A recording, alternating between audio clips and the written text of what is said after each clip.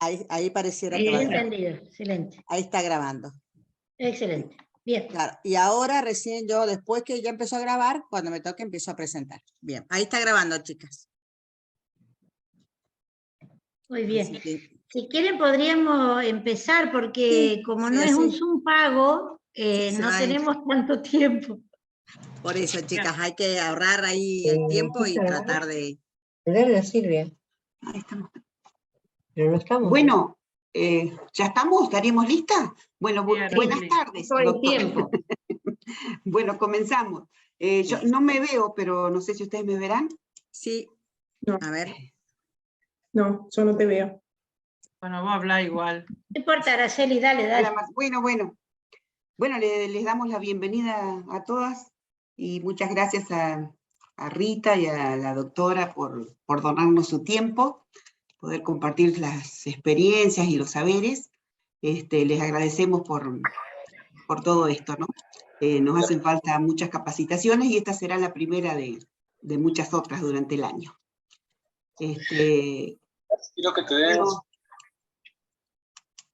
Coca, no sé si querés decir algo, así ya comienza la doctora. No, para empezar, o sea, tenemos el primer Zoom de 40 minutos y Sí. después, si se corta, intentaremos hacer 30 minutos más en otra reunión, ¿sí? El próximo miércoles va a ser completo y gratuito, ¿sí? Esta vez no teníamos esa posibilidad. Pero bueno, empezamos para aprovechar bien el tiempo. Bienvenidos a todos. Por ahí un detalle nada más, importante estar muteados quienes no exponemos para que no haya ruido que haga interferencia. Bueno.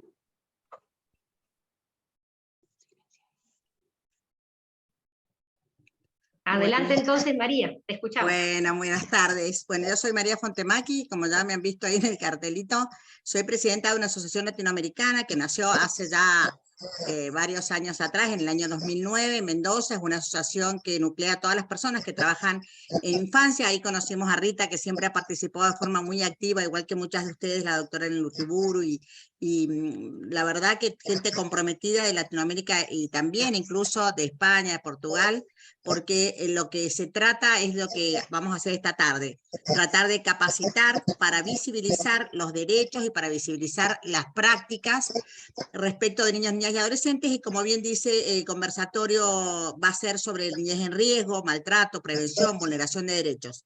Trataré de resumir, ¿no es cierto?, en estos minutos que ustedes generosamente me han brindado, cuáles son las cuestiones más importantes y sobre todo tratar de hablar de lo que son estos derechos humanos, porque si bien los mencionamos y estamos siempre repitiendo, ¿no es cierto?, esto que hoy mismo también repetiremos, es algo que nos cuesta mucho que sea una realidad.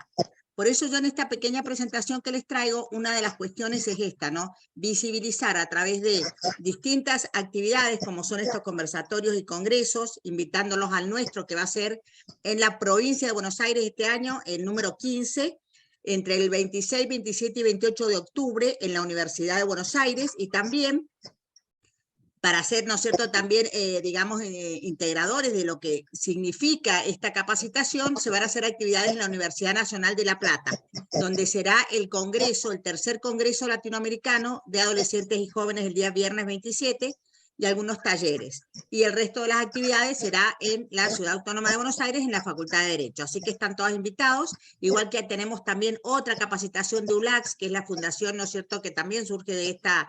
de este compromiso con la infancia, donde dictamos un curso que empieza ahora en el mes de mayo, pero como es online se puede también comenzar después, sobre el derecho a la coparentalidad, el derecho de los niños, niñas y adolescentes que están siendo violentados por quienes los tienen que cuidar, impidiendo el contacto con alguno de los progenitores o con las familias de alguno de los progenitores o progenitores. O sea que son todos temas que tienen que ver con este riesgo, el riesgo de tener un niño, niña o adolescente sufriendo. Creo que es el peor riesgo al que nos enfrentamos nosotros como sociedad.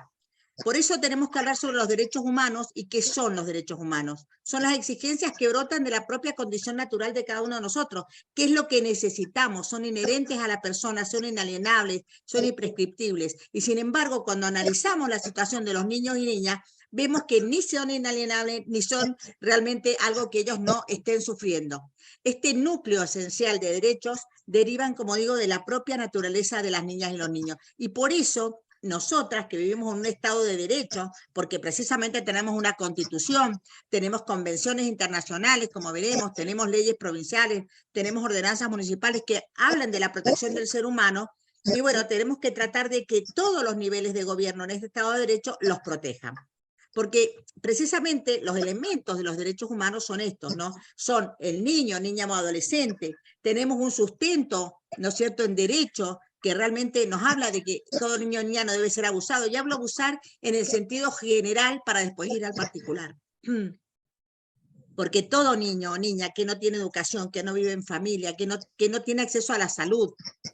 Ayer justamente, yo soy docente, una de mis alumnas me decía, doctora, nosotros trabajamos en un colegio, escuela-hogar, y no tenemos, hay niños que no pueden ir porque realmente no tenemos el médico que los asista, porque no pueden, porque en salud no tienen el remedio que tienen que tomar para este tipo de, digamos, de dificultades, de discapacidades o de enfermedades. Entonces, creo yo que es fundamental este tema de que tenemos los derechos consagrados, tenemos el objeto, ¿no es cierto?, de este derecho, que es el derecho, por ejemplo, a la salud, a no ser abusado, a no ser violentado, y tenemos el Estado como contraparte, en principio la familia, porque no podemos olvidar que el papá, la mamá, aquellos que lo concibieron, que lo traen al mundo, más allá de su situación general, económica, personal, o de los incentivos o de las distintas, ¿no es cierto?, condiciones en que se encuentre, son los primeros obligados a esta protección. Y sabemos aquellos que estamos en esta materia, como, bueno, Rita y, bueno, Lilian y todas ustedes, ¿no es cierto?, que tengo hoy el placer también de conocerlos, como Silvia, como María, como todas las personas que están involucradas en esto, lo veo ahí a Nelson también. Bueno, sabemos que se están violando estos derechos primero por parte de la familia. El 90% de los chicos privados de medio familiar que llegan a instituciones lo hacen fundamentalmente por abusos, violaciones o abandono o negligencia de quienes lo tienen que cuidar. Pero también la sociedad es responsable. Por eso hay distintas instituciones como ustedes que están esta tarde capacitando, como Infancia Robada, como la AMPIONAF, como LAC, y como tantas otras instituciones de la sociedad que estamos luchando por estos derechos, pero que tenemos que tratar de que sean una realidad. Y es por ello tenemos que profundizar en el estudio de este marco normativo, que fíjense, el año que viene vamos a hacer una fiesta por los 100 años de la Declaración de 1924, es una declaración fundamental para los niños, niñas y adolescentes, puesto que habla de que el niño debe ser puesto en condiciones de desarrollarse. ¿Qué niño violentado, abusado va a poder desarrollarse sanamente? Desde el punto de vista, fíjense, material o espiritual, sobre todo espiritual. El niño hambriento debe ser alimentado. Tenemos una pobreza inmensa, como veremos en el mundo, en América Latina, vemos África, vemos los porcentajes que están surgiendo. Los que más están sufriendo de hambre es la niñez. ¿Cómo es esto? De que el niño debe ser el primero en recibir, en casos de calamidad, en casos de sufrimiento general o en caso de crisis, debería ser el primero, la primera persona que recibe esta asistencia. Este tema de ponerlo en condiciones de ganarse la vida, o sea, de ser formado para poder autodeterminarse en libertad, que es la capacidad progresiva de la que habla también nuestro Código Civil. Y también debe ser inculcado en sentimientos, ¿no es cierto?, de valores y de servir a la comunidad. Cuando vemos, en general, cómo se pelean las personas que tienen que dirigir nuestros destinos, ¿qué valores estamos transmitiendo a la infancia? Y entiendo que la Declaración de 1959, fíjense que también tiene nada más que 10 principios, fíjense ustedes. Principios que están resumidos acá en esta femina, donde nos hablan de la igualdad, de la protección especial, del derecho al nombre, a nacionalidad, del derecho a la alimentación, del derecho, ¿no es cierto?, a tener actividades recreativas. ¿Cuántos niñas y niños tienen que estar padeciendo, ¿no es cierto?, de encierro? Por ejemplo, en el tiempo de pandemia, ustedes fíjense, ¿quiénes fueron los más castigados? En vez de ser lo más protegido de la infancia, que no tuvo clase. ¿Y qué pasó con esto? Bueno, nosotros hicimos una investigación, nosotros generalmente potenciamos esto de tener que realmente investigar, saber qué pasó en la realidad para poder decir qué podemos hacer para superar estas situaciones. Y en tiempo de pandemia, ingresos a los equipos técnicos, a los órganos administrativos locales o como lo llamen en cada provincia, se triplicó 300% de niños vulnerados.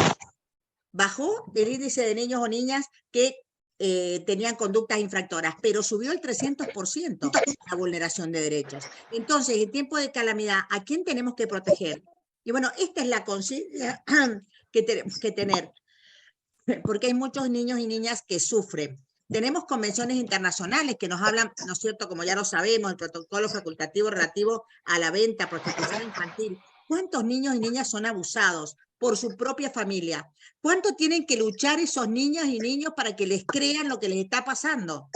Es cierto que también, como decía recién, hay quizá familias o personas que denuncian falsamente quizá una situación de abuso, pero ¿cuántos abusos son ciertos y qué capacitación tenemos en los profesionales para poder determinar y para poder llevar adelante este pedido de auxilio de niñas y niños? El interés superior es lo máximo, es lo que tenemos que defender, lo tenemos en la convención, lo tenemos también, ¿no es cierto? La humanidad le debe lo mejor que le puede ofrecer a niños, niñas y adolescentes, y eso lo dice también la Declaración del 59, desde el año 24, como estamos diciendo, luchamos por esto. Pero en realidad esta efectiva inversión en el interés superior, juzgar con perspectiva de infancia, el hecho de creer en las niñas y los niños, el hecho de determinar cuando un niño o niña ha sido vulnerado por su familia, le ponemos un abogado a la familia, como dice por ejemplo la ley mendocina, y el niño o niña vulnerado no lo tiene. Entonces, ¿de qué estamos hablando cuando hablamos de interés superior si no lo podemos aplicar? Ahí se fue la presentación. Entonces, me parece muy importante, ahí me han sacado la cuestión de anfitrión, alguien que tocó algo, pero ¿qué es lo importante de todo esto que estamos hablando? Y que puntualmente debemos determinar cuál es la verdadera situación de la infancia a través de investigaciones, a través de llegar a conocer qué se está trabajando, qué se está haciendo y poderlos atender. Sabemos que hay muchos niños y niñas con malos tratos, ¿sí? Con situaciones de explotación laboral, ¿no? ¿Cuántos niños y niñas están pidiendo por ahí en la calle? Sus familias están realmente a veces explotando qué es lo que está pasando. Y la verdad es que la protección contra el consumo de droga, por ejemplo, ¿qué está pasando con los niños y niñas que consumen? Desde los 7, 8 años sabemos que en grandes, urbes, ¿sí?, ellos acceden a la droga o acceden a las armas o son víctimas de violencia, víctimas de trata. Y esto no solo se da en las familias excluidas o pobres, que, por decirlo desde el punto de vista económico, sino que también muchos niños y niñas que están en su casa encerrados en su habitación con una computadora, y por este medio tecnológico también entra la vulneración de derechos. Las niñas que se van porque se conectan con alguien del otro lado que piensan que es un adolescente y luego es una persona adulta, un pederastra. Y tenemos convenciones, como digo, la Convención Interamericana sobre Tráfico Internacional de Menores del año 94, fíjese, del año de nuestra Constitución, el convenio de la OIT, ¿no es cierto?, donde habla de la prohibición de las peores formas de trabajos. Tenemos una cumbre mundial también en el 96 que habla de la explotación sexual. Tenemos la Constitución Argentina que nos reúne dentro de todo lo que es su normativa las convenciones internacionales, la ley 26061, la ley 26.388 que habla de delitos informáticos. También... Perdón, doctora, ¿podés compartir otra vez? Ya lo solucioné. No hay problema, no hay problema. Yo hablo, si es un conversatorio, no hay problema después. Pero, ¿qué es lo importante acá? Rescatar que existen leyes que hablan de esto y qué pasa con las políticas públicas para que estas leyes sean una realidad. ¿Sí? Son responsabilidades de los distintos protagonistas e instituciones.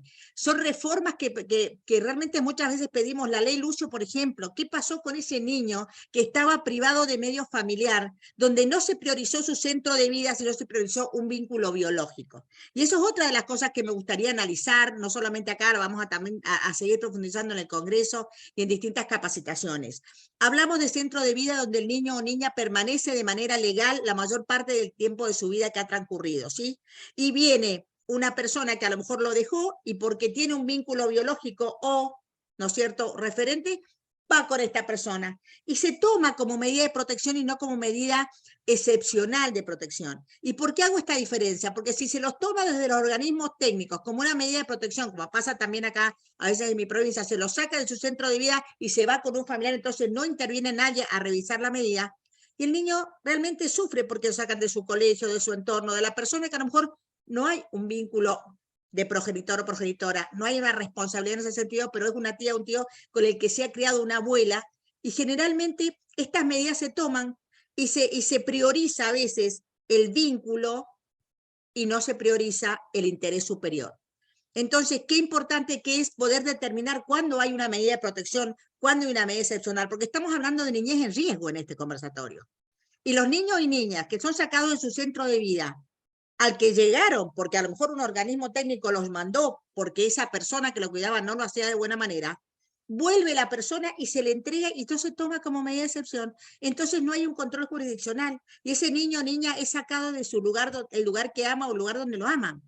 Entonces, ¿qué control tenemos cuando tomamos esta medida que a veces, como digo, no lleva a tener esta audiencia que dice el artículo 40 de la ley 26061, donde tenemos que revisar con la intervención de la familia, del asesor de personas menores de edad, del defensor de niñez, dependiendo de la provincia, ¿no es cierto?, esta situación. Entonces, tenemos niños maltratados, niños abusados, niños sin el cuidado parental. Ahora, por ejemplo, UNICEF, en la última estadística que hizo del año 2020, nos habla, por ejemplo, de que una de las causas de tomar de medidas de excepción de chicos que salen de su familia es que la familia, los parientes, no lo cuidan de manera adecuada. Un poco esto es uno de los parámetros. Antes teníamos violencia, abuso, negligencia, abandono. Ahora se ha agregado este nuevo ítem. Pero la verdad, ¿qué hacemos como sociedad para educar también a esas madres o padres a llevar bien su función? ¿Qué hacemos con programas para poder evitar que ese maltrato que sufre a veces la mamá, ¿no es cierto?, lo transmite ese hijo? ¿Cuántas veces impedimos el contacto con el otro progenitor y luego la mamá, superada por estar sola con esta niña o este niño, también llega a un maltrato aunque lo ame, porque a veces lo supera la situación económica? Y esto no es justificación, esto es realidad que tenemos que cambiar. Entonces me parece que deben ser cuidados y protegidos por sus familias, por el Estado, por la sociedad, y ver cuáles son las causas por las cuales llegan a esta situación de vulneración de derechos, donde tenemos a veces padres con expectativas diferentes, niños que tienen alguna discapacidad y son maltratados porque no llegan a cumplir estas expectativas, no entendés que tenés que escribir, y a lo mejor el niño tiene algún síndrome o alguna situación que le impide entender o comprender. Pero como no le tenemos, ¿no es cierto?, la paciencia o no tenemos la posibilidad de hacer los exámenes adecuados para saber cuál es su situación, entonces llega el castigo. También muchas veces cuando precisamente no tienen la paciencia, como digo, porque tienen demasiadas cuestiones o situaciones en la familia y el niño es castigado, es maltratado, es abusado y no se le cree. ¿Cuántas veces las niñas dicen el papá tal cosa o la pareja de la mamá tal otra?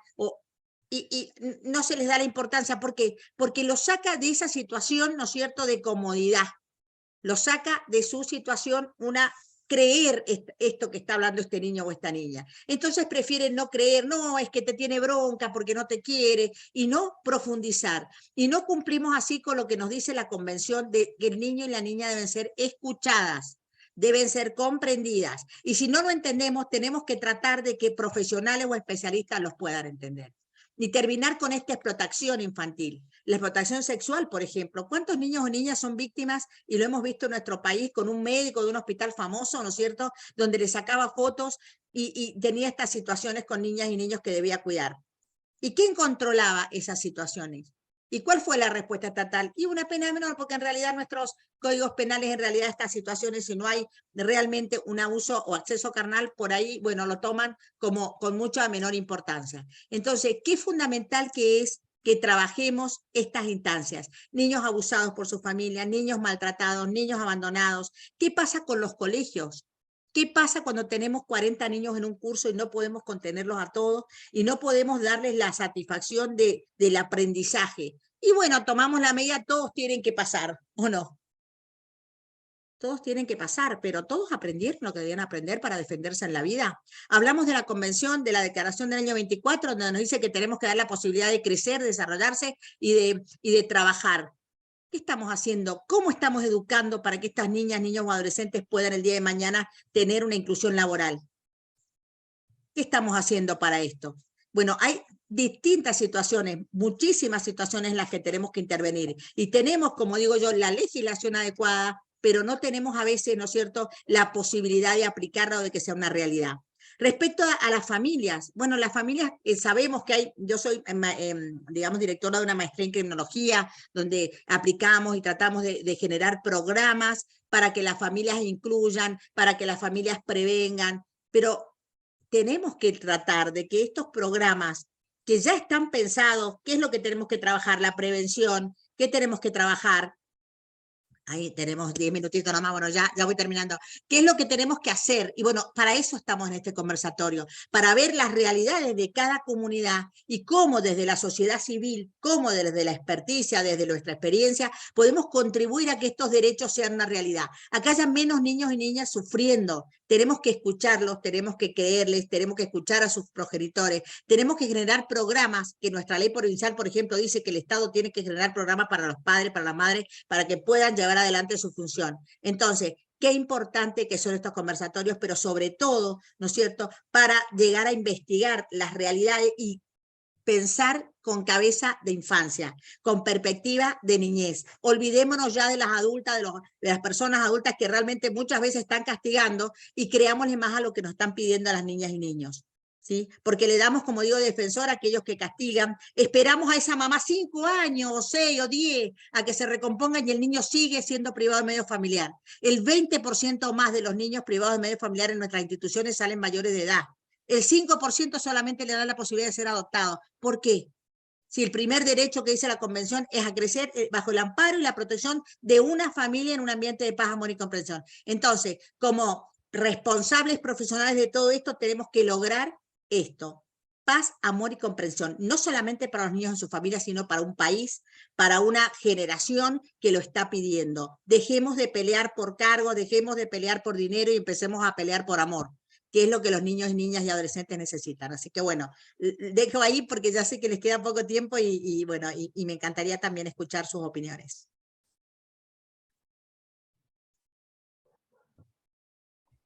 Impecable, muchas gracias. Lástima que tengas que hablar así tan acelerado. María, ya vi yo creo que se me quedaba, vamos a tener que invitarla nuevamente porque no, la verdad que, como siempre, ¿no? Impecable todo. Si alguno quiere hacer alguna pregunta, pero les quiero decir, para no olvidarse, que después se va a cortar a los 40 y hay que entrar con el mismo número, con lo mismo... No, es otro. Es bueno, otro el... si lo pueden pasar por el mensajito, por el chat. Dale, ya lo estoy poniendo en el chat, ¿sí? Dale. Bueno, ¿alguna que quiera hacerle una pregunta a la doctora María Fontemachi? Y lo único que yo les puedo decir es el compromiso. Y bueno, que se comuniquen con nosotros. Rita tiene nuestro teléfono, nuestro mail, también nuestro WhatsApp, donde difundimos todas las actividades. Y bueno, y pensamos que la capacitación es lo único que nos puede salvar, o sea, la visibilización de estos derechos, la visibilización de las investigaciones. Nosotros hacemos varias investigaciones, por lo menos en nuestro ámbito. Bueno, como decía recién, ¿cuántos niños están sufriendo? ¿Cuántos niños no tienen obra social? ¿Cuántos niños y niñas no tienen educación sexual realmente y ni siquiera tienen la posibilidad de cuidarse cuando empiezan sus relaciones? ¿Cuántas adolescentes, ¿no es cierto?, son victimizadas en su hogar y luego siguen siendo victimizadas afuera? Entonces, qué importante que es podamos llegar a todo esto. Así que bueno, yo los invito a conocer nuestra Lampionaf, a este curso nuevo que estamos tratando de defender el derecho a la coparentalidad y también el tema de abuso sexual. Profesionales tienen que perfeccionarse en la escucha de niños y niñas, ¿sí? Porque es lamentable cómo son tomadas estas declaraciones y lo poco que le creen a las niñas y niñas que son víctimas de todas estas terribles situaciones de abuso. Bueno, vamos a copiar el número ahí para luego entrar. Bien, ahí está. Así, 79, 80.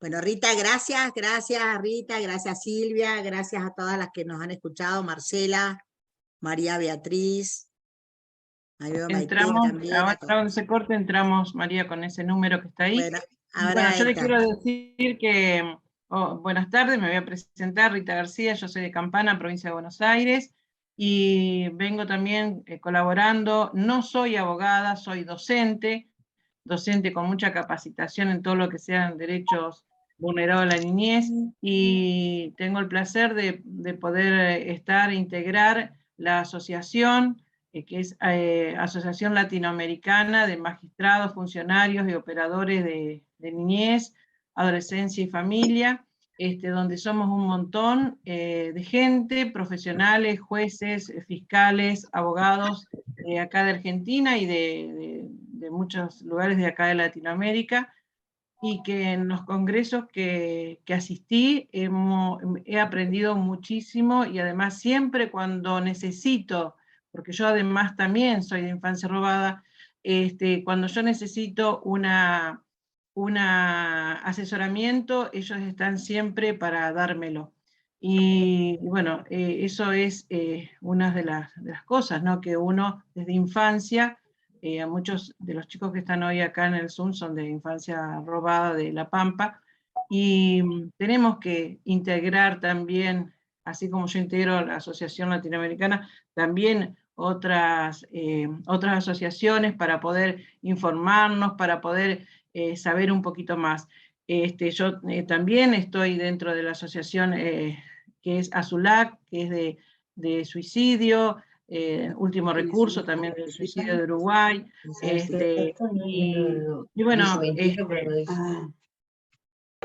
para poder estar, ¿no? Y acompañar y asesorar a todos aquellos que necesitan, porque nosotros desde la red, desde infancia, lo que hacemos es exigirles, ¿no? A estos profesionales que están o que cumplen un rol dentro de una institución para que cumplan con las leyes. Las leyes están escritas, pero a veces, no sé si los profesionales o quienes cumplen un rol dentro de una institución no la saben, ¿sí?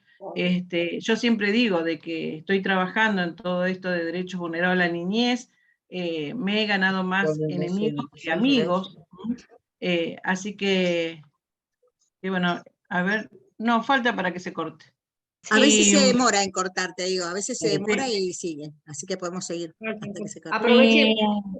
Sí, yo lo que preparé, mi tema, también les voy a pedir después que después que entremos de vuelta, para poder compartir pantalla. El tema que yo preparé, todo está relacionado con el maltrato en la niñez, el maltrato en la infancia, los tipos, las consecuencias que traen esos maltratos, ¿no?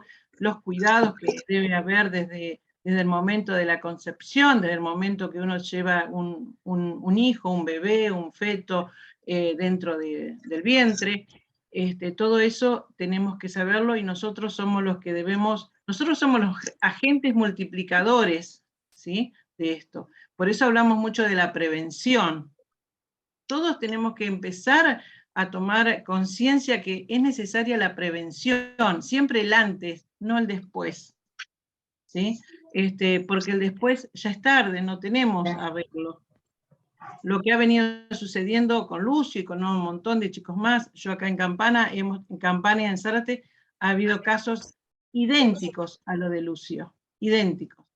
Y todo queda ahí porque, bueno, es como que una vez que cayeron detenidos y que ya se les dio la sentencia, como que se terminó todo, y no es así. No es así porque hay que seguir trabajando en esto, en la sensibilización, en la visibilización, en la concientización de la prevención. Y no solamente del maltrato, todo tipo de violencia que nosotros vemos. También está el tema del grooming, del bullying, del ciberbullying, del sexting. Hay un montón de temas que tenemos que involucrarnos, tenemos que saber, tenemos que tener un compromiso, ¿sí? Así que yo les voy a pedir que me pongan para compartir pantalla, ¿puede ser? Sí. La doctora es la anfitriona. No, yo ya no saqué media anfitriona porque ya me sacaron recién, saquéme de nuevo, así le ponía anfitriona a ella. A ver. Ya el miércoles que viene vamos a tener toda la hora completa. Exacto. Sí, mil disculpas. Hola, porque buenas tardes. Ahí está. No pudimos esta vez. A ver. Hola, buenas tardes. ¿Me escuchan? Hola. ¿Sí? Hola. Sí, Hola, sí, mi nombre es Sara García Garcete, soy de Santa Rosa La Pampa. Estaba escuchando que estaban grabando y me interesaría saber dónde me puedo encontrar con esta grabación y a su vez si existe algún calendario de los próximos conversatorios, las próximas capacitaciones y este congreso que estábamos